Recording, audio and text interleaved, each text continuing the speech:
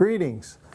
I'm Roy Nestor, your Shell Point Safety Manager, and with me today is Sharon Dobbins, the manager of our home care group. And we're here today to help you understand how we're going to do a survey this year to determine a lot of things about our hurricane shelters, how many people are going to be there, and all of that. So Sharon, thank you for being here with me today. My pleasure. Yeah. I'm glad we're starting early. Yeah, me too. We're a full month ahead, Yeah. and maybe more. So this is going to be great.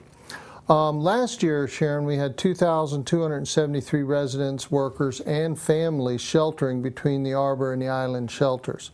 So once again, we're going to still maintain the shelter at the island and the one at the Arbor.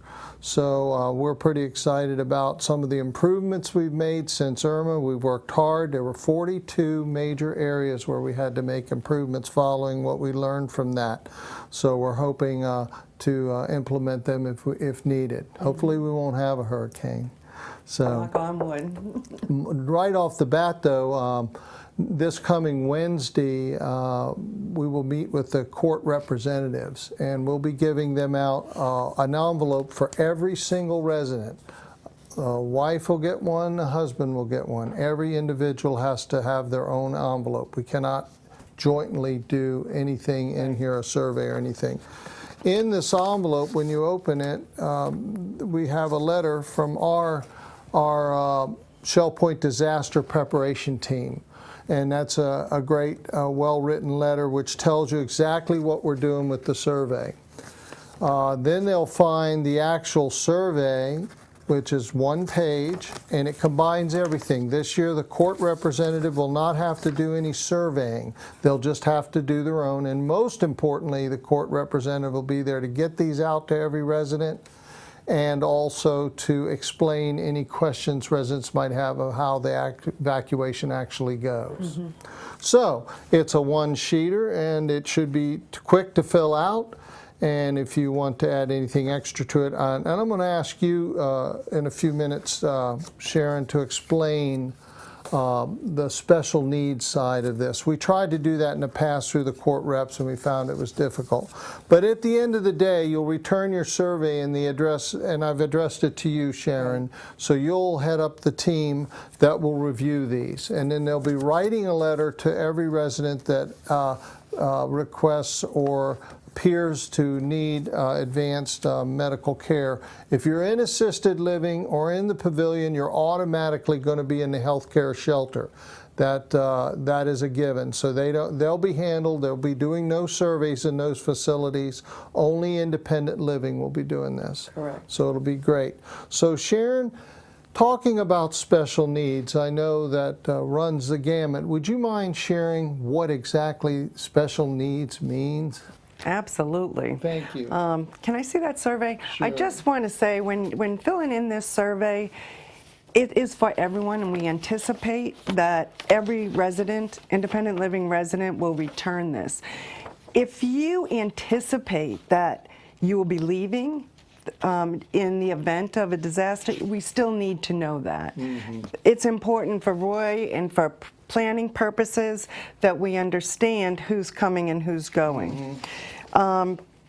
So it asks about medical needs.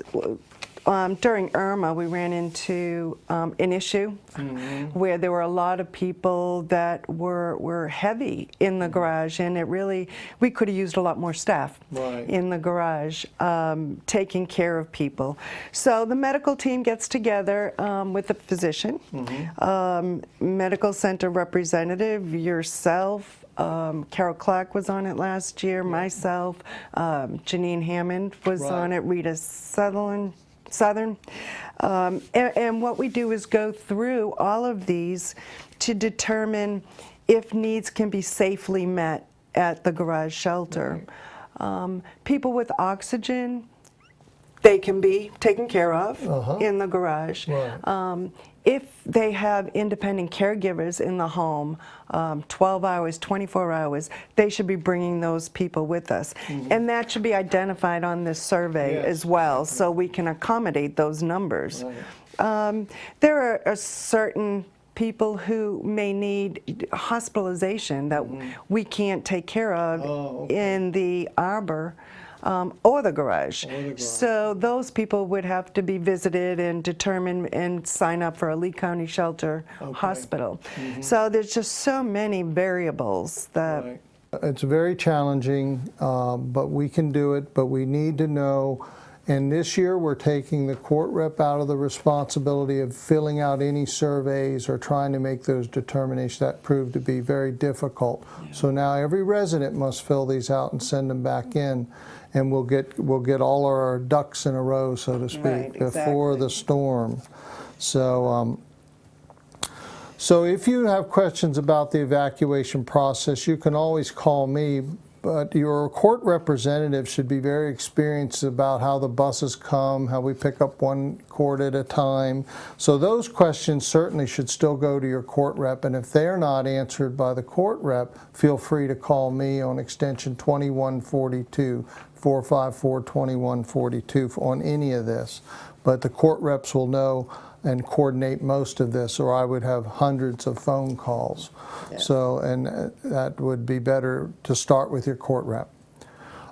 This year we also want to remind you that you have a hurricane bag, and the 2018 Hurricane Guide and Shell Point Magazine will all be by our marketing department. Will be producing that, so you'll have real specific guidelines of what to put those in. If you need help with that, your court rep should be able to help you too, but only bring your hurricane bag and whatever medical equipment you need. If you have oxygen, you have a CPAP for continuous airway breathing during the night when people sleep, that's fine. But the bag is it. In Irma, we had people actually bring entire suitcases of stuff. And it's very important that you only put in there what you need and what is recommended. Another important thing, it's helpful, and I hope we get another good turnout as we have in past years, but on Thursday, May 3rd at 10:15 a.m., we will be hosting a hurricane seminar in the village church. All the senior staff and will be there to answer questions. Our meteorologist, Dave Roberts, will be there. He always has an interesting show. So we'll be there till about noon. We'll take questions, and please join, especially if you've never been to one. They make great refreshers and to remind us what we need to do. It is very important, though, to let your court representative know what you're doing. If you change your mind at the last minute, you may not be able to reach us. This way, when that court rep arrives in the shelter, they will know what's going on. They'll know why you're missing. We had to run out and look for people last year, and they weren't even here. Yes. Yeah, they had left. Yep, and it was a huge waste of staff time. So help us out. Your court rep is essential in this matter, and if they're not there, we have alternate court reps. And we notify them through a special alert sense system of everything that's going on, meetings with the president, Martin Chappelle, and we keep this all of them very informed. So that's our link to you. So Sharon, anything else you would like to add? I think we probably go over some of these dates. People should be expecting to receive their questionnaire. I think these are a ballpark, but I think that these should start going out.